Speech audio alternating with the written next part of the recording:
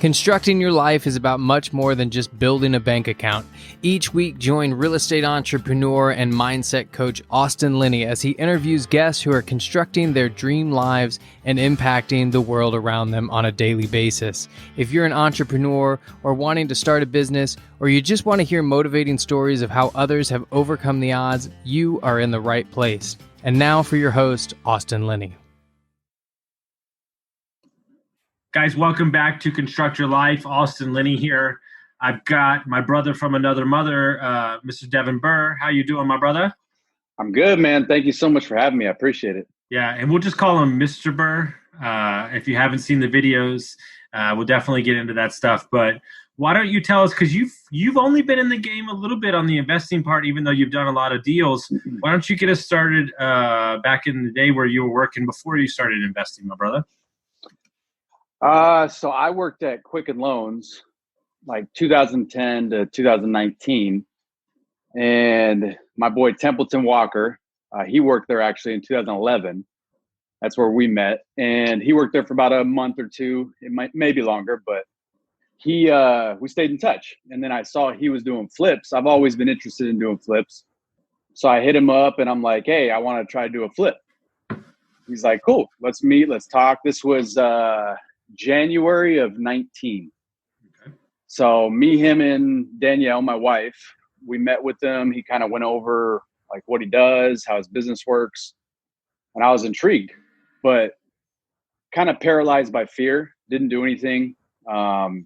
Researched a lot, YouTube videos, but just didn't take any action. I was a lot of motion, but no action, you know? Mm-hmm. Mm-hmm. And I got so fed up at work one day. I was just burnt out, over it, and I'm like, you know what, I need to see how it actually works.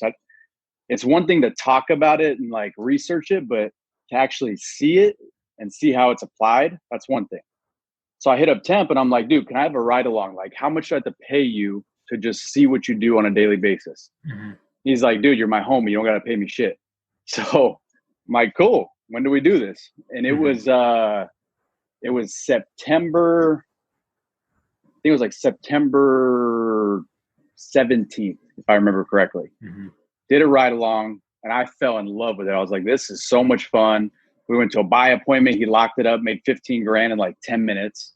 We're going around looking at properties. I'm like, this is amazing. Cause I'm used to sitting behind a desk all day, right? Mm-hmm. No freedom. I have like a leash to my desk. Mm-hmm. And so did the ride along. Found out how he gets deals, which is with zero marketing. And I started doing it. I locked up my first contract on October 7th. And I'm thinking it's going to be a huge rip. Like we were thinking like 120 racks, which we would split. Oh, no, I'm sorry. 220 racks, which we would split. So I'd make like 110. Sure. So I'm like, I'm quitting my job. Mm-hmm. I go into work the next day. I'm like, I quit. Mm-hmm. And I just got a promotion, literally no joke. I got a promotion that day. Mm-hmm. My VP takes me in the office. He's like, congratulations, you hit Triple Crown Banker, which is like the top of the top. I'm like, dope. Came here to tell you I quit, actually. What do you say? So he was like, okay, like what? So we talk it out. He tried to convince me to stay and then realized that I was chasing a passion. So he was like, well, you always have a place here if it doesn't work out. And I just banked on myself, you know, started October 8th and rest was history. So let's go back to that, because I know just from your wife and kind of what y'all do, it's not like you're not making good money, right? At Quicken Loans, it's not like, life's not good. So, and I get the fear part, and that's what everybody understands, is because it's the comfort zone is easy. What kind of pushed you over the edge? It's not easy to walk away from that amount of money that you're making. And then more importantly, that money is going to keep coming in, right? To enter into a world that it's a wave. I mean, it goes up and down and side to side. So what kind of was the breaking point, I guess, or what kind of were you searching for? I think the breaking point was like they had so much control, Quicken's this huge company. multi-billion-dollar company. And I knew the numbers. Like I had done that for so long that I knew how much I was closing and how much I was making, which was good money. I never made less than six figures. But then I knew how much they were making off of what I was doing. So I'm like, I know I can actually go make this money for myself and my family and make myself and my family rich instead of doing it for another company. You know what I mean? So I just got fed up. I got to a point where I was very good at the job. I was only working like 35 hours a week tops. And I was burnt out on 35 hours a week. So it's like, I knew that it was like stealing my happiness. I was trading my time for money, which I didn't want. I want to eventually be able to do whatever I want with whoever I want, whenever I want, you know? And that was kind of my breaking point as I realized I need to like actually do this for myself, not for someone else. Mm-hmm. And I think, it's funny. I laugh about the ride along thing because that's what changed my life too, was spending the day with him and seeing it firsthand. In the caddy? Yeah, in the caddy. There is something to be said when you pull yourself out of a book or out of a course and you're actually in the fire in the arena. And, it kind of lights something inside of you that's not done by reading it about in a book. Right. And so you ride along with them. You're like, dude, this is great. I'm going to do this. And like, what cracks me up is like, you've only been doing this, like, let's say, not even a year yet. And how many deals have you closed already? So October 8th, right? I quit my job. I locked up that first contract October 7th. Mm-hmm. That was a headache and a half, like unbelievable learning experience. Took me 4 months to close that deal. Mm-hmm. I didn't make 110 grand. I made, I think, just under 20 in 4 months. Mm-hmm. So I'm like, okay. So that was the first one that closed, right? So it closed, I want to say early February. Mm-hmm. And then I got my first flip January 13th. So I technically hadn't done any deals until January 13th. And since then, 16 currently. So 16 this year. And it would have been way more, but Corona hit. And you know kind of how my business model is. It's all networking, going to meetups, all that kind of stuff. And that all went away. So it's like. And at the end of the day, like, life's changed and we're in a new world right now. But 16 deals in, like 6 months is kind of amazing. There's a lot of people that won't do that in their entire life. So, what are you telling yourself? Like, how are you just executing over and over again? And how are you remaining like so just focused to keep pushing the envelope? Is it a momentum of success, or is it just kind of like the fear has just went away? The fear of doing deals? Yeah. Yeah, I don't have a fear of doing deals anymore. Like I know how to do them. I know how everything is structured. I know what to do to an extent. I think for me, it's just once I see it's possible, then I'm like, okay, let's go. You know what I mean? Mm-hmm. So I saw that first one close and I'm like, okay, I can do this. So then that first one closed and then I've done 6 other wholesale deals. Let's see, we got 1, 2, 3, 4, 5 flips and then 3 portfolio deals. So seller carries, burrs, whatever you want to call them. And yeah, it's just momentum, I guess, is a big thing of it too. Mm-hmm. So it was when Corona hit, the momentum stopped, right? Absolutely stopped. And then I just had to think of different ways to get it back up, So I'm gonna get you uncomfortable there for a minute, Mr. Burr. So, you're the first one to admit, because you've admitted to me that when Corona hit, like it really messed with you for a little bit there for a while, right? Mentally, just physically, all around. Why don't you talk about that and kind of, hitting a wall, because you are a networker. Me and you are the same person. We're a social butterfly. It's what we do. It's how we get deals. So, if you don't mind talking about, and really relating with people who are going through the same thing right now. So yeah, when Corona hit, it was big for me, especially when gyms shut down. Like my foundation, like a lot of people don't know, I used to be a bodybuilder, and the gym is like my sanctuary. I'd have a routine every morning, get up at 4 a.m., meditate, go to the gym, work out for an hour, 2 hours, and then I'm back by like 7 o'clock. Everyone's just waking up and I'm ready to rock and roll. Gyms went away. I'm like, crap. Now what do I do? Right. And it just, it helps my mental health. It helps everything, physical health. So that went away, and it's just a constant struggle of, well, where can I work out now? Work out in my garage. It's 110 degrees. Right. Mm-hmm. It's just finding solutions for problems. And that's really all it is with real estate. You find solutions for problems, Mm-hmm. you know, Mm-hmm. but I think the biggest thing with Corona hitting right when I became like an entrepreneur, it's like, this is a very challenging time, right? Most challenging time we've seen in forever. Mm-hmm. It's like, if I can get through this, when this is over, nothing else can happen that's going to set me off my tracks. Mm-hmm. You know what I mean? No, I agree. And I think that people, I think that me and you hang around a lot of the same people.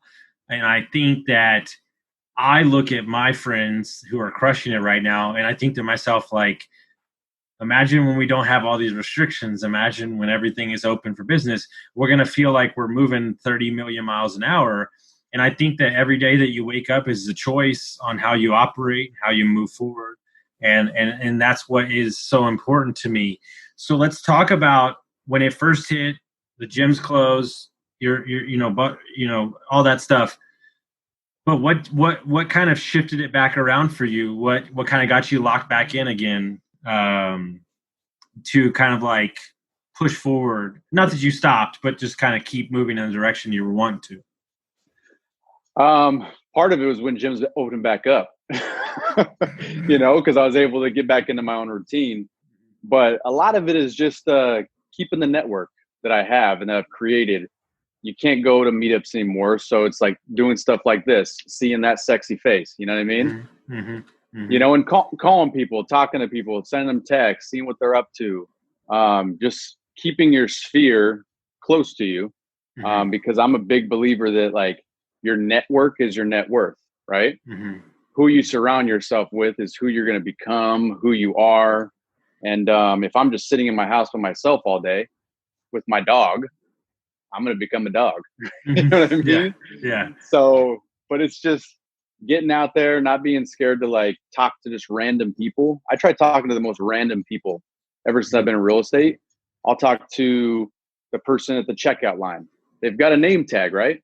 Does anyone ever say their first name? You never hear them say it. I do that too. I make it a point to say it. And like, sometimes people will be like, how'd you know my name? I'm like, you're wearing a name tag. But it makes their day. Like they've got a monotonous job. They're not making a ton of money, but that's their situation. That's their circumstance. Right. And if someone can just come and say their first name, hey, thanks, Alice. Mm-hmm. Thanks, Tom. Mm-hmm. It makes them feel good. So then you can have a conversation with those people and just being a social butterfly, like you said. It's so funny you say that, because I remember in school, my teachers would get on me all the time. They're like, you're such like a social butterfly. You're always talking to everyone. You're not going to see success unless you study and be focused. And it's so funny because my biggest strength, they said, it was my biggest weakness. Mm-hmm. No, it's so funny. The guy I just interviewed is a multifamily investor, a buddy of mine, and we were just talking about how we were the oddballs in school, and they're like, you're never going to amount to anything. Like, your skills don't matter. And, at the end of the day, we lean on what we do well. And this business, meaning investing in real estate especially, is predicated on relationships. And this is how you get stuff done. It's because of the relationship that you built with Templeton that you were able to learn firsthand how to do these deals. And here's where we are now. And, just put it this way, and I'm not trying to get rude on people, but there's a lot of people moving through life that only give a shit about themselves. And 100%. By you saying their name on their name tag, by you giving a shit about some lonely employee at Walgreens or whatever, you're making a choice, and you're telling the universe that this life is bigger than you, right? It's bigger than what your needs are, or whatever that is, right? And so that's what we're talking about here, guys, is that this is a relationship business. And I see you're happy to give value and help out these younger investors and anybody that you can. And I know that's only going to, return to you 20 times, So funny you say that. I am a huge believer on the law of reciprocity. Mm-hmm. You know what that is, right? Mm-hmm. So for your viewers that don't know what the law of reciprocity is doing something nice for someone else. Generally speaking, that person will feel compelled to do something nice for you. And usually their good deed far outweighs your original good deed, right? Mm-hmm. So I'm a huge believer in that. I've gotten deals that way. I actually had a wholesaler who's never done a rental before, needed money to actually close on the rental, closing costs, title fees, all that stuff. It was $6,000. Didn't have the money. So I'm like, I'll lend you $6,000, right? Lent it out. So I'm making a percentage off that money, and I won't get too far into it, but I take the money from a life insurance policy that I also make money on, even though I take it out. Mm-hmm. So that's a whole different story. But so I'm making money in the life insurance policy's money, take the money out, lend it to her. She's paying me back interest. $6,000 is not going to make or break me, but it helped her out. It helped her get her first rental. Mm-hmm. So she feels indebted to me. She sent me a deal that's going to make me hundreds of thousands of dollars over my lifetime. Mm-hmm. And mm-hmm. we structured that one actually creatively by using my wife's money to actually, it's crazy, bro. And it all came from just doing one nice thing for that wholesaler. You know what I mean? Mm-hmm. No, that's where it's at. And funny enough, he's being interviewed next right after you, the Mr. Breedwell. So we'll get into that. We'll get into that whole thing about the life insurance policy and all that stuff on the next podcast, guys. It's super cool avenue to invest in real estate. But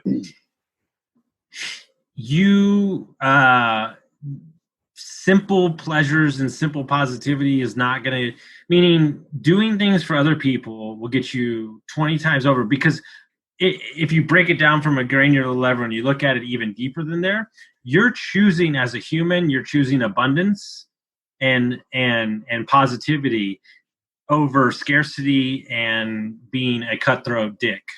And so by choosing abundance, you're telling the universe that I'm available for all the good deeds in this world to be washed over me. And it's not until I made that switch in my life that everything started happening. These opportunities started flowing and stuff like that. And you get in these avenues where your back's up against the wall. And regardless if your back's against the wall or you're in a bad situation, you're going to make sure that you make everybody else whole before you get made whole, because that's the right thing to do. And I guarantee you over the period of time, it will play out to the positive side for you. 100%. Yeah. And the crazy thing is you have a choice. A lot of people don't realize you have a choice with everything, who you associate with, what you think about, what you feed your mind, and just the way you go about life, right? Prime example, I got family in town from West Virginia. We were talking about this earlier offline, but we had a family barbecue on Sunday, and my entire family is more Republican than Democrat, right? Including myself. I don't get into it too much because, in my opinion, it's just negativity from both sides attacking both sides. So the entire family, we're sitting there, and they're all just going back and forth about everything that's happening in the world, where it's going, and all this negative crap, right? Mm-hmm. I have a choice to sit there and listen to it or get up and go somewhere else, right? And I made the choice to get up and remove myself from that situation. Everyone's like, well, what are you doing? Like, you can't turn your back on the politics. This is the way it's going. I'm like, no. You guys don't understand. I have a choice of what's entering my mind. I control that. And love you guys. You can bicker about all this stuff all you want, but I choose to not let it affect me by getting out of the situation, So just a big thing for me is just having the ability to choose what you want to do at any given time. People forget that they have that choice. Yeah, at the end of the day, I just said this, I think on the podcast I released on Wednesday, I will not be around negativity. Not going to do it. 100%. Not going to do it. This life is too damn short. If you want to bicker and moan about people that you can't control and they're going to affect the way that you show up every day, that ain't going to be my world at all. And I'm just not going to do it. I don't care. Family, dad, brother, mother, sister. It don't matter. Not going to be around it. Dude, I haven't told you this, but my favorite book on the face of the planet now, What's that? Recommended it. Do you know what it is? No. It speaks on what we're talking about. Negativity, positivity. Outwitting the Devil. Oh, I just talked about this with Ryan like an hour ago. Yeah. Unbelievable book. It's unbelievable. I really believe that if you open your heart to it, I don't think that there's a book that's better written to explain the world. I mean, truly, like it shows the inner workings of society and how it's crafted to manipulate the population. 100%. It's that book, and that book is amazing. Atomic Habits. I mean, those things, it's just one of those things where like that's a book that you'll read over and over again and just get so many little tidbits out of it. It's so good. And I see you on your Instagram stories, like you're big into like, positivity and focus and stuff like that. So on a daily basis, what are the things that you're doing to make sure that you're optimizing how you're operating with inside who you are? What are you doing daily? So daily I meditate, which for me was extremely difficult early on because my mind just goes in 9 million different ways. I mean, I'm ADD. If there's ever been a person that's ADD, that's me, right? So meditating, if anyone has done it, you just focus on your breathing. That's all you focus on. Just focus on being in that moment. And then your brain starts thinking about other stuff, right? And mine did it like crazy. But the more you realize that your brain's going over here, bring it back to your breath, you're literally controlling what you think about. And when you can control that and minimize distractions, you've mastered your mind, right? You've mastered your emotions. So that's a big thing for me, meditating every day. So I wake up, meditate. I usually watch some sort of inspirational YouTube video. I've been really big on Gary Vee right now. His message, he has like 3 messages that he just repeats over and over and over and over and over again in just a different fashion.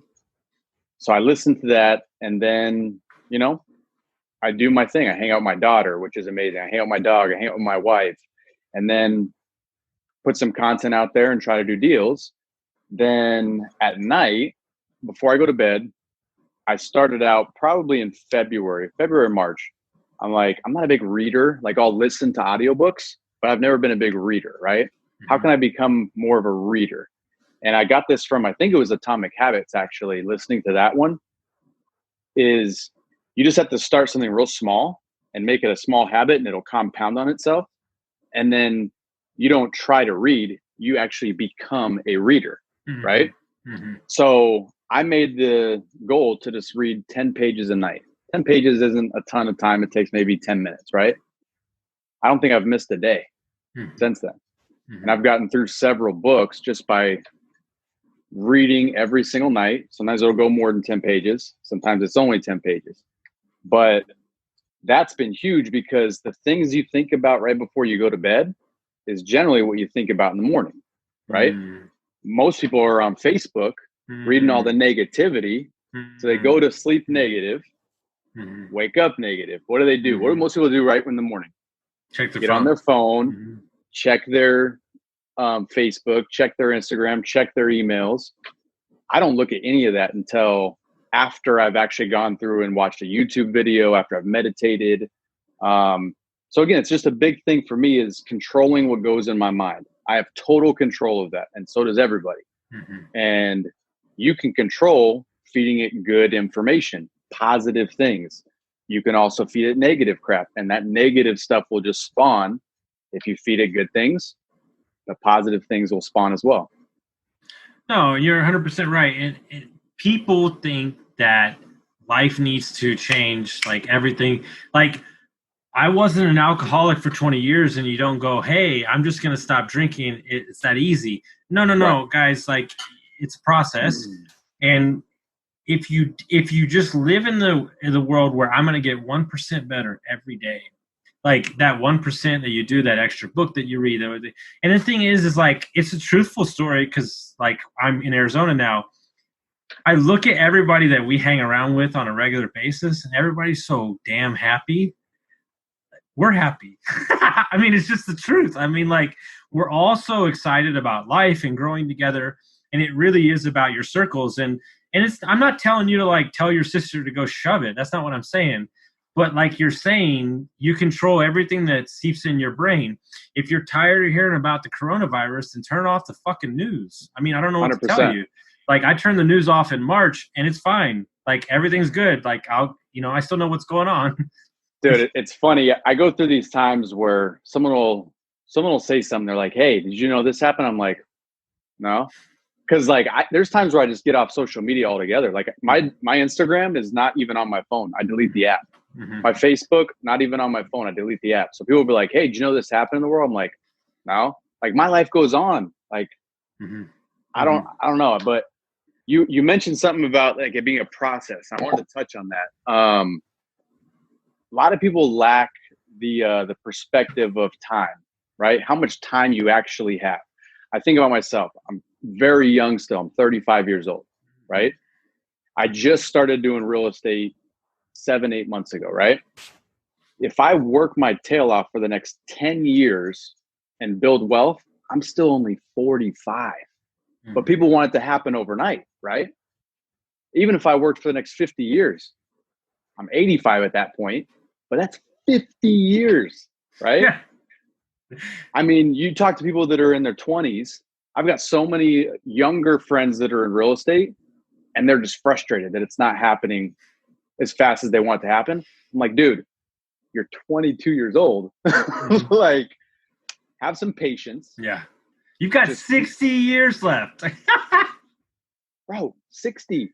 And even if you're in bad health and you die earlier on in life, like let's say at 62, you still got 40 years left. You know who's my favorite people to meet? The people that are like, you wouldn't even know, like, but they worked for like 40 years and they have like 10 million in the bank, and they just work like regular jobs. Oh yeah. You know, that's my favorite people to meet. They're like, oh yeah, dude, we're like super loaded. Like they wear like Chucks and a white t-shirt. Yeah. And it's like, what people don't understand is like that that you're it, because I was that guy. You know, why is it not blah blah blah? Like, dude, just full disclosure, like, I don't give a shit. I'll talk about my stuff all the time. Like, I never really made good money. Like, I'm 38. It's about to happen. Like, but it's taken that long, and so it's like, like, it's all good. Like, I had to follow my own path, and like, if I wanted to, just to use them as an example, like, I could be like extremely like envious of like Ryan Zolan, like, 22 years old, like he was making 100K at 19. Like, I was just trying to like make sure my jeans, I got jeans on, like I was a bartender, but like the problem is people give up. Yeah. That's the problem, because like, I know you and I know like your mentality, and you're not going to give up. One of the best books I've ever read, or I almost said almost written. One of the books I've ever read. Yeah, read. One of the best books I've ever read is 3 Feet from Gold. Have you read that book? I have not, no. Unbelievable. Okay. So it just talks about like not giving up before you're right there. People usually give up 3 feet before they reach goal, right? And it just talks about that. So I think a lot of people, they get frustrated with the grind and frustrated with it's not happening soon enough, and they don't have the patience to understand, like, if you just keep doing what you're doing, you follow your heart and you follow what you know is right, you're going to break through. And then people will think you're an overnight success. Right? Yeah, but they won't see everything that went into it. I'm going to tell you a story. You're going to love this. True story. I don't think I've told you this story. I started the Airbnb company with the 2 guys from California back last year. We blew it up. We had a bunch of Airbnbs in 7 states. In late July, some shit went down. We decided that no longer I was going to be part of the company. So like we decided to part ways. I lost a bunch of money, but whatever. And like, I had worked in the restaurant business for 20 years. So this happens. And then the next day was the 2-year anniversary of the food hall that I ran, was my previous job in the restaurant business before I left. So I'd been out of the restaurant business 3 months, right? 20 years out for 3 months, finally like bet on myself. So I'm like, I'm just going to go say hello to everybody. Like, you know, it is what it is, right? So I get out of I park, I get out of the car. I walk up to the door. My hand touched the door. And I felt a voice come into my head, and it said, "This isn't your life anymore. Walk away." And I literally shut the door and got in my car. And the next day I got a phone call from the private equity firm that they offered me a job. Good for you, dude. No, but it's like, I know if I would have stepped in that restaurant, I probably would have gone back to the restaurant business. You'd be in it still right now. Yeah, exactly. And it's like, look at like, and don't get me wrong, it ain't been great. I got laid off in March, like shit's crazy. But like you said early in the beginning of the call, like I decided that I'm going to bet on myself, let the chips fall where they may, because at the end of the day, at least I control that narrative wholeheartedly. So guess what? If I want to travel like I've been traveling, that's on me because it's my businesses, right? And that is, and I'm not saying everybody has to be an entrepreneur, right? But you have to dive into things that are passionate or is your passion, because that's how you'll unlock the true gifts that are inside of you, right? And the gift that you are, you know, is what you're seeing right now. There's something to be said about self-awareness, right? Not everyone's an entrepreneur. You know, I was a horrible employee. I'm just going to call it for what it is. I have had so many jobs. I've lost count. Literally just, and I don't like taking direction from people. I'm like, leave me alone. Let me do my thing. Mm-hmm. I'm an entrepreneur at heart. Mm-hmm. But that's not everybody. Being an entrepreneur is sexy. You know, putting CEO on your Instagram profile and your Facebook, that's sexy. But it's not sexy. Mm-hmm. You put out fires all the time. You deal with problems all the time. And it's like, if you're self-aware that, yeah, I'm a pretty damn good employee, and you can move up the corporate ladder and be number 2, number 3 employee at a company, do it, you know? Mm-hmm. But you have to be self-aware of what you're good at, what you're not good at, and don't focus on what you lack, focus on your strengths, you know? Yeah, I think that was the kicker for me, is that I tried to work on my weaknesses for a long time because I wasn't comfortable enough in who I was. And then I go, wait, you're just a motherfucking tidal wave of networking. Like, just do that. And so 100%. It wasn't until I read Rocket Fuel that I truly positioned myself with people around me that lift me up. Right. And so we make a joke of, I just talked about it yesterday. We make a joke about it, you know, like, you know, in the military, there's like a special group of guys that are like halo jumpers, right? They're like, they do the extra high, like the badasses, the oxygen tank shit.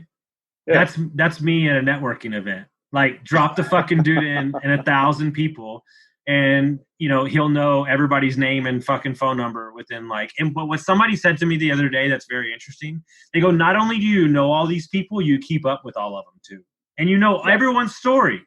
And I'm like, because that's what I do. It's so easy for me. But then if you look at my assistant, like, he doesn't want to talk to anybody. Like, he just wants to work for me. And we've taken 2 people's strengths and we've lifted them up. And so I told him, what I feel like is, I feel like every day that I'm just soaring and I'm not like being dragged down by like weights around my legs. And that is 100% self-awareness. For sure. You know what you're good at. So just do that. Yeah. Double down on that. Yeah. Like Michael Jordan played basketball because he was fucking good at it. Right. Mm-hmm. Went and played baseball to get away, clear his mind. Wasn't that great at it. Yeah. What did he come back and do? He played basketball. Yeah. Yeah. Dude was a fucking badass at basketball. Mm-hmm. It's just being aware of what you're good at, what your strengths are, and running with it. And I truly believe everyone has like a unique strength that can help the world, help other people. And it's just finding that strength and then running with it. Mm-hmm. But what I want to talk about, what I think is the greatest cinematography that's ever existed on the history of the planet, if I'm ever if I'm ever having a bad day, I just turn this on. And not only that, it was amazing, and you got deals from it. So what we're going to talk about now, guys, I want to somehow attach it to the podcast episode. How did this come about, guys? What we're talking about is they created an Instagram video. Mr. Burr, they did a song parody, and I think you got a bunch of deals from it. But it was amazing. So how did that even come about? This Instagram post? Too funny. So so my first couple deals were in January that I did, right? And I think I had, by the time we were going to do that video, it was beginning of February. I'd done like 2 deals, 3 deals maybe. And I was with Temp, and he's like, dude, you've done a really good job of like using my name to like kind of ride my wave, which I think that's huge when you're new, is work with someone that's actually done a lot of deals and use them as like a stepping stone. Almost be like I would use Temp at meetups. I'd be like, hey, I'm doing deals with Templeton Walker. They'd be like, oh, Templeton, dope. And then it starts conversation and deals started coming. But basically he's like, dude, you've done a great job of like riding my wave. Make your own wave. Like there's something that you can do that's personal to you. And at the time I wasn't even Mr. Burr on Instagram. I think I was just D-Burr 1985 or something like that. Mm-hmm. And then it hit me. I'm like, well, there's the Burr method. My name's Burr. I could just be Mr. Burr, right? And then I'm like, dude, let's make a music video. And he had already done the Natural Light one. I'm sure everyone's seen it. Mm-hmm. So he's like, dude, that's good. What do you want to do? I'm like, I don't know. So then we just start spitballing ideas. I was actually at the gym, walking around. Everyone's working out, and we're just talking. And he's like, dude, let's think of something maybe we can do to that video, Right There by Chingy. And I'm like, he's like, it could be right Burr or something like. But then I got on the stairs at the gym right then and wrote the entire song. Literally within an hour on the stairs, the entire song was written. I called him back and I'm like, dude, I've already got it done. He's like, what? And then like I did a little soft like draft of it. He's like, dude, that is fire. Come over Monday. We're going to record the video. So yeah. And then from there, I think from when it released, which I believe was February like 15th until Corona, I did 6 deals. Mm-hmm. So like in 1 month, I did 6 deals just from people see that and they're like, oh shit, this is funny. But then at the same time, they're like, well, I've got this deal. Maybe he can do it. And they sent it to me.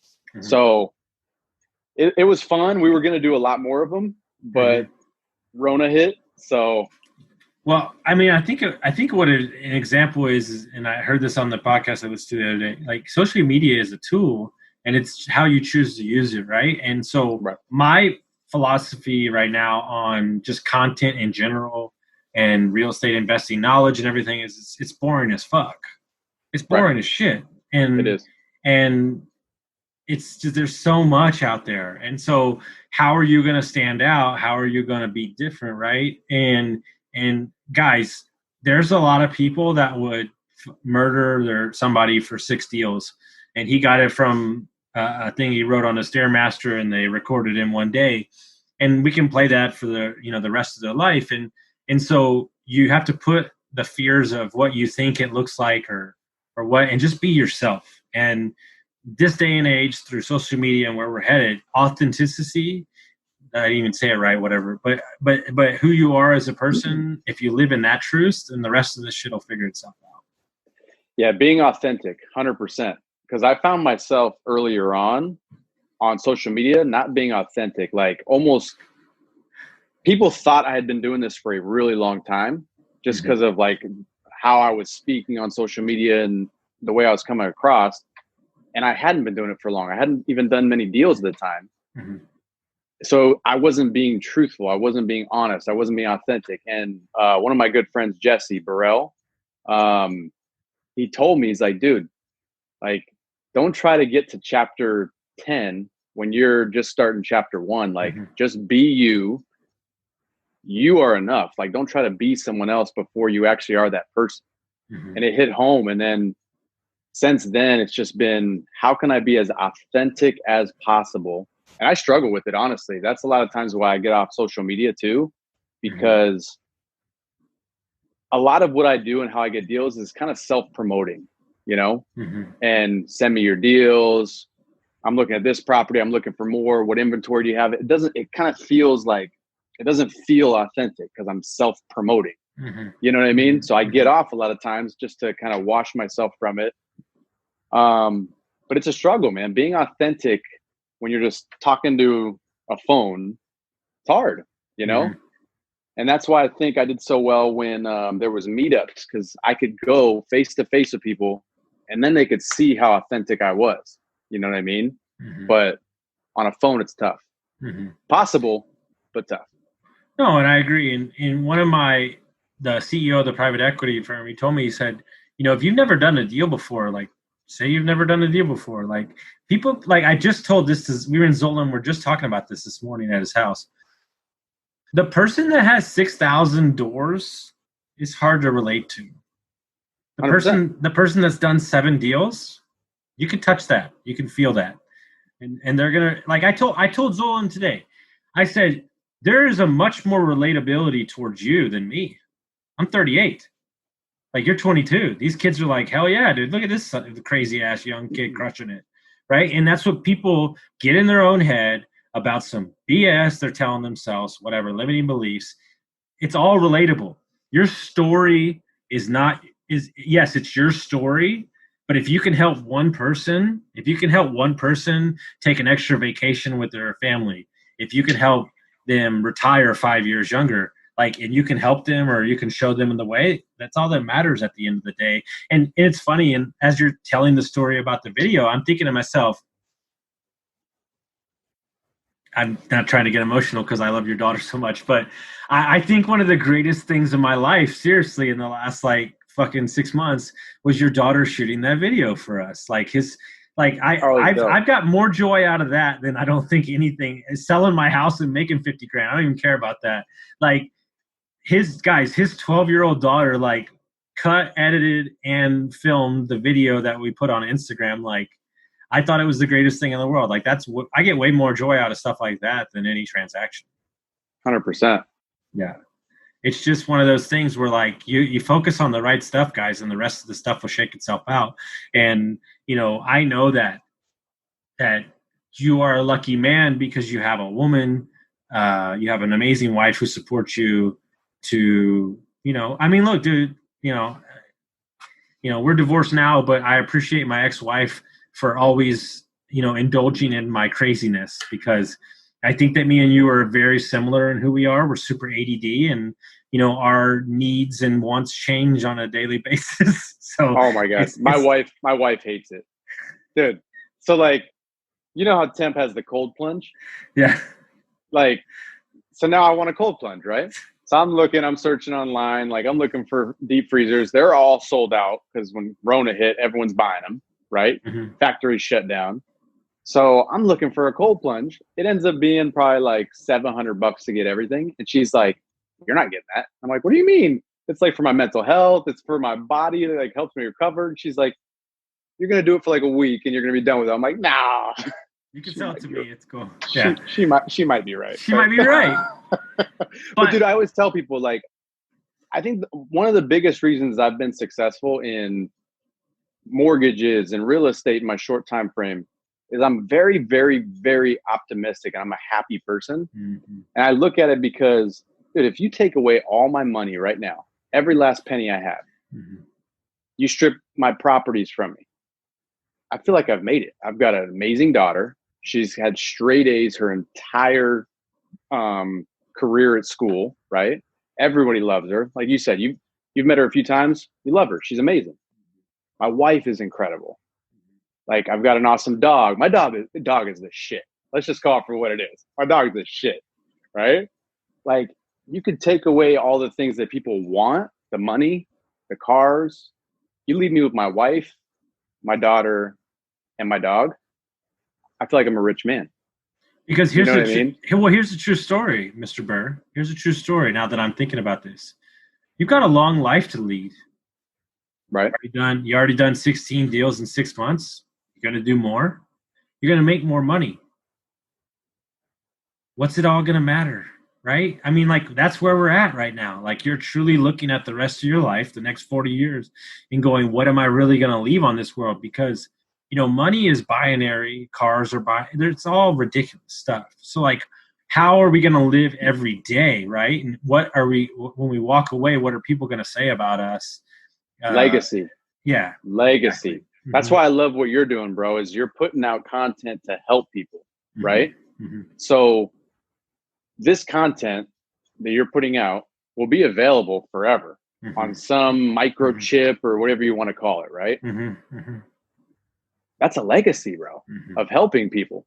So, like, when you die, you can't take all your money with you. You can't take your cars. You can't take your houses. You can't take your watches, right? But what people will remember about you is how you made them feel, right? What you did for them. And that goes back to the grocery store. That's why I say the people's names.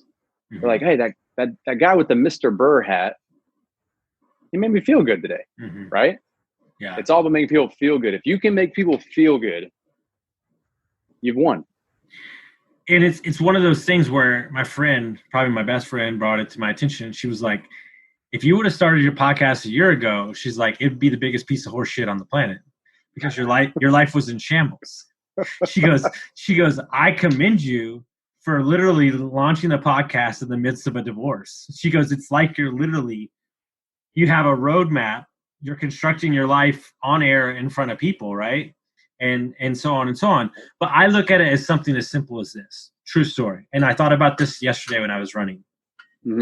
15 years from now, let's say I have a kid. For my 15-year-old child to be able to look back and listen to their dad, I mean, Wait a minute. You having a kid in 15 years? No, I'm saying if I have a kid, if I have one, is what I'm saying. I was going to say you're starting late, bro. No. That'd be way old by then. But I'm just saying, if I were to have a kid or whatever, or a niece or nephew, whatever, that they can go back and listen to that. But more importantly, like, I'm guilty of it. Like, I don't, I just put out the content and move on. But like, I look at it like in true, like, so we launched on April 6th. Dude, I've already put out 45 episodes. Like, I'm like, since April. Wow. Yeah. And I'm like, and more importantly, like, I got a podcast. Like, that's a thing, so it's like, it's almost like a roadmap to what's taking place. Right. And so it's really something great. And, it's one of those things where, like, dude, I tell you what, man, and it happens on a probably every other day or a daily basis. And it happened 2 days ago, and that was like the craziest thing for me. I got a random message from a guy, and he was like, hey, I'm this young kid in St. Louis, and like, I don't know how I found your podcast, but I've listened to like 7 in the last 2 days, and like, it's fucking great. And I was like, thanks. And I was like, badass. I was like, that's amazing. I was like, that's everything. Like, who cares about the money? That's fucking awesome, man. Dude, it's who said this? Pace Morby. Shout out to Pace. He's the homie. But emotional income. It's a thing. Like, if you can get income from like the emotions that you get from helping somebody, that's a real thing. Sometimes it's even more important than the money. So what you're doing is awesome because you're very transparent. Like, you'll let people know you're a drug addict, you're an alcoholic. You know what I mean? You'll let people know. And that's huge because a lot of times you're scared to like tell people about your weaknesses because you don't want to be ostracized. You don't want to be judged, right? That's why people fear talking in public because they don't want to be judged. But if your struggles, if your weaknesses, if your setbacks can help someone from either one having them or get over them if they're having the same ones, who are you not to share it? You know what I mean? Yeah. No, even if it's just one person. I told somebody the other day, by you not sharing your story, you're being fucking selfish. Dude, and Alec, Alec Lebec? Yes, of course. I'm dropping names on this. Shout out to all the homies. Yeah, shout out all the Arizona players. I just started listing everybody. No, but Alec Lebec, he's the homie. We were talking last week. I was riding around to some of my properties, and it was I had got back on Instagram, and now I'm back off it. But I saw something he posted, and he was it was on his story about like his struggle that I didn't even know about. People didn't know about. He just shared it. And I was like, dude, awesome share. That was amazing. And he hit me up. He calls me and he's like, dude, thank you so much. I needed to get off my chest. It feels amazing. I'm like, dude, just imagine how many people that could help. That one thing that you just shared. People, I mean, I probably know his story better than anybody because he's, he shared it with me and everything. It's one of those things where you make a decision that here's what happens. I would love for you to see this take place because it's happened before. I don't even go, hey, I'm a real estate investor. My first lead in is I was a meth addict and I was homeless and I was an alcoholic for 20 years. Like I just go right in at it, because what it's done is it's gone, oh, my shit's not that bad. And they just like level down. But more importantly, this is what people don't understand. By me putting it out there, it doesn't control me anymore. It's the shit that we hide in the closet or in the back that by not getting it out, by not owning it, it controls the shit out of your mind, your body, everything. That's what people 100%. And so there is a weird space where, so don't get me wrong, like I'm still romantic as fuck about alcohol. Like I miss it, right? Like I don't miss it like I need it. But like I think it's cool, like, I know about why the wine's made and all that stuff like that. But there has a conscious choice that made that for whatever reason, this brain with the chemicals that are inside of here do not work when that is put into my body. And that's okay. Like, it's not a big deal. Like, self-aware. Yeah. Yeah. Self-aware. Yeah. And everybody's like, could you drink again? Yeah, I probably could. But what's the point? Like, there's no point in it. Like, I'd rather just go do real estate deals and focus on the good stuff. And so at the end of the day, like, what I love about you is that you're so damn positive. It's like intoxicating, right? And so I love that because it's not easy. This shit is not great. We much prefer because me and you are social. Like I'd much rather be able to I don't know, actually see people. Yeah, give people hugs, and not be judged. Like I go in for a hug and they're like, yeah, don't hug me.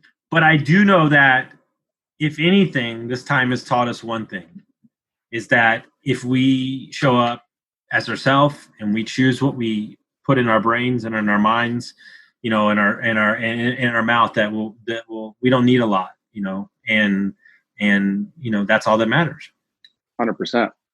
So it's all about what you feed your mind, dude. It's crazy. I'm telling you, anyone who has not read that book, read that book, Outwitting the Devil. Unbelievable book. And it's literally, it's viewed as the devil is negative energy. Everything has a negative and a positive charge, right? Down to an atom has a negative and a positive charge. The negative is the devil. Positive is God or higher being, whatever you want to call it. And you have control of what you put in your mind. Negativity will compound on itself. So if you feed your mind negativity, you're gonna have more negativity. That's all there is to it. And what's the saying? Misery loves company. Yeah. Right? I read something the other day. This was the craziest thing ever. He was talking about how you think the devil is coming for you. He's like, what you don't get is the devil is in the community, meaning like a poverty-stricken community. Like he's attacking every aspect of the community, not a single individual person, right? And that's what people don't get. Like that's why it's so hard to break generational poverty, generational drug use and everything. Like I had a boy, the interview dropped Monday, I think. Dude, my homeboy out of Dallas, this dude, yeah, you want to talk about a killer. He grew up, started doing drugs at 8 years old, lived in a trailer park, had a hole in his floor where rats used to crawl in. He used to throw the bed down so rats wouldn't get in, and was eating cat food because he didn't have any food. Right? All this shit. Was doing cocaine for a year when his wife didn't know it. Nobody knew it. It was he was crazy shit, right? The first year of business, he's going to do $4 million in his roofing business, right? And And he says, my competition doesn't stand a fucking chance. He said, because I'm impact over profits. And he goes, dude, when you come from where I come from, he's like, it's all gravy, baby. He's like, I'm just so damn happy it doesn't even matter, right? Because that's what he chooses to look at. Because there's a lot of people that would have taken that life and go, oh, woe is me for the rest of my life. 100%. Thinking that they don't have a choice to get out of it. Mm-hmm. You know what I mean? And that's why I love hanging out with guys like that. Name one person who's very successful that hasn't struggled. Mm-hmm. Mm-hmm. It doesn't happen. Even someone like a trust fund baby, right? I feel bad for them. I wouldn't want to be that. Mm-hmm. Because let's say you get millions of dollars from a trust fund. No matter what you do for the rest of your life, you could start the next Facebook, the next Instagram, and everyone would be like, oh, well, it was a handout. You'll never get away from the fact that you were given money. Those people are probably the most depressed, I would say, of anybody. Yeah. Because they could never make it. It's always going to be a stigma of, oh, well, that's a trust fund baby. When really they could have built their own success, but no one will ever see it that way. Yeah. One of the greatest things I think about all the time is, you know, and I'm trying to learn this. I don't give unsolicited advice anymore. It's just not worth it. Like if you 100%. Want me to, if you know, I'm trying to learn 100%. Oh my God, bro. I cannot believe you said that. Thank you so much. Jesus. Dude, I've tried. Yeah. And it just falls on deaf ears. It's a waste of time. Dude, here's my joke. You ready for this? The same people 2 years ago that are going to ask me in 7 years when I'm sitting on a sailboat in the middle of the Mediterranean laughing my ass off are the same. I'm going to give them the same advice I gave them 7 years ago. How'd you get there? I told you 7 years ago. Dude, unsolicited advice I tried for years and just ran around in circles. You have to be open and willing for the options to be presented to you to receive them. It's just where it's at.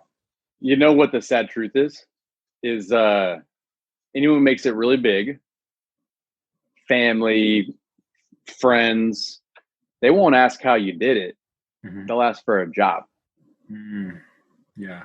They won't ask how you became wealthy because it's too much for them. It's too much responsibility. It's too much stress, too much work. They just want a job. Mm-hmm. And they know you can hire them. Mm-hmm. Mm-hmm. Sad truth. Yeah. And I mean, that's what the thing is. And here's the thing is everybody thinks that they're trying to read a book. They're trying to listen to a podcast. They're trying to talk to some big time investor because they think there's a magic bullet. And what life is a fucking pyramid.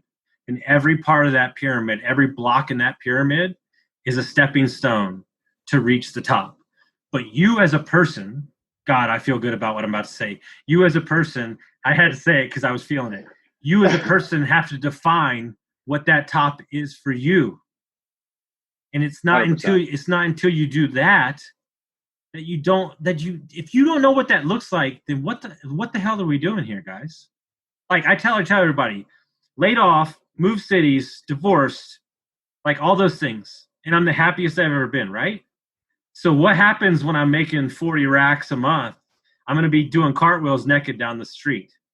Like, you know the funny thing is, bro, I could 100% see you doing that. You know why I'm doing? You want to know why I'm going to hold it to you, bro. Yeah, I'm going to hold that to you. You want to know why I'm doing the cartwheels? Because that means I get to give half of it away. Like, people don't understand. It's a zero-sum game. But until you define what the top of that mountain looks like for you, the rest of the shit doesn't matter. It's not somebody else's goals. It's not Devin's goals. It's not Templeton's goals. None of those things. Until you actually understand what makes you tick every day and makes you wake up, the rest of the shit doesn't matter. Bro, it all goes back to self-awareness. I think that's probably the biggest thing, if anyone could take from this podcast, is self-awareness.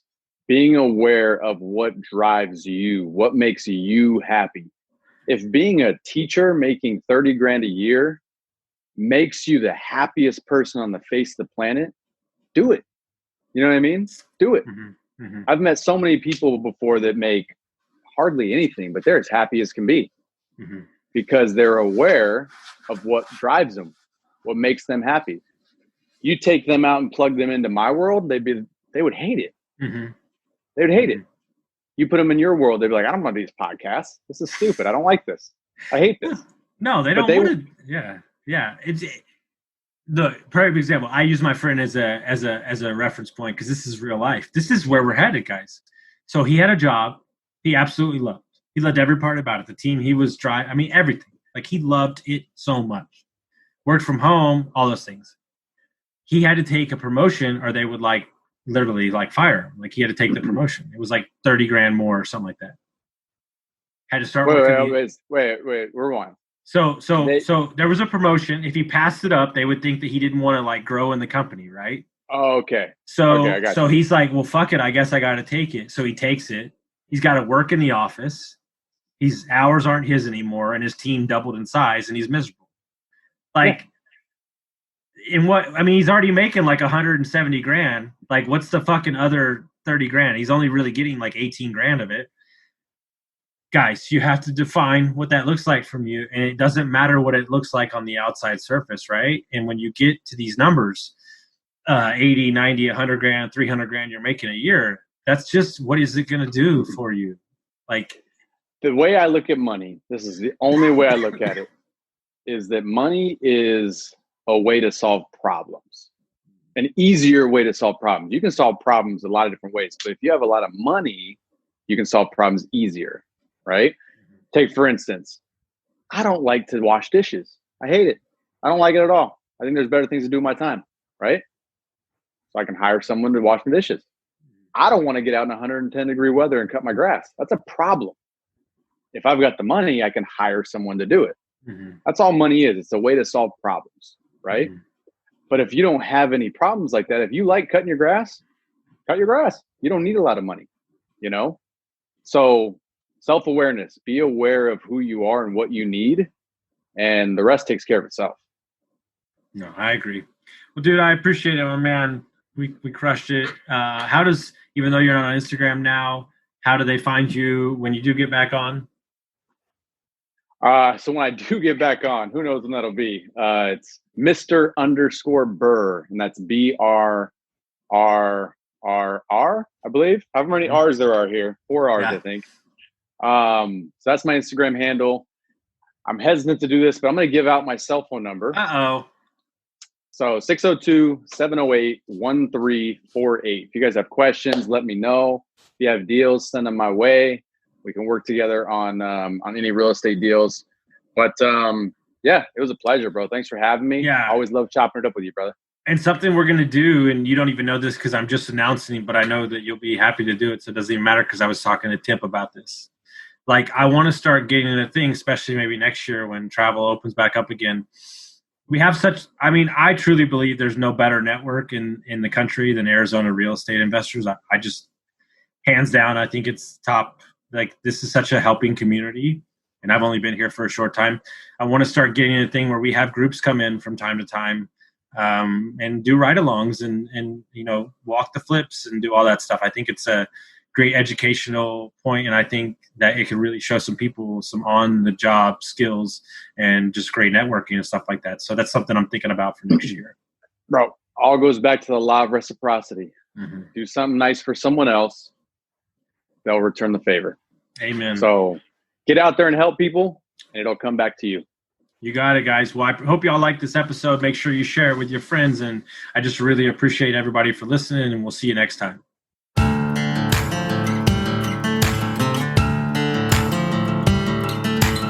Thank you for listening to Construct Your Life with Austin Linney. If you enjoyed this episode, be sure to rate, review, subscribe, and pay it forward by sharing with a friend. Most importantly, take this opportunity to start constructing your life by taking immediate action on what you learned. For show notes, resources, and more information on one-on-one coaching with Austin, visit constructyourlifepodcast.com.